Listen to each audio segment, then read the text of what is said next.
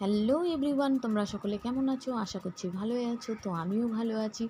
সকালবেলায় ঘুম থেকে উঠে বাসি কাজকর্ম সেরে দেখো এখানে আমি খিচুড়ি চাপিয়ে দিয়েছি। আজ সকাল থেকে বৃষ্টিও খুব হচ্ছিল, তো ভেবে পাচ্ছিলাম না কি রান্না করব। আমার মেয়েও খিচুড়ি খেতে খুব ভালোবাসে, তাই আজ খিচুড়িই বানাচ্ছি। তো তোমরা এই গাছটা কেউ চিনতে পারো নাকি কমেন্ট করে জানাবে। আর এই যে আমি এখানে সবজিগুলো কেটে রেখেছি, খিচুড়িতে দিয়ে দেব। আলু সেদ্ধ দিয়েছি।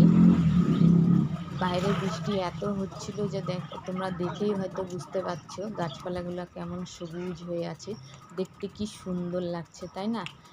আর আমার এখানে খিচুড়ি কমপ্লিট। তো দেখো আলু সিদ্ধ, পাঁপড় ভাজা আর সঙ্গে নিয়েছি আচার।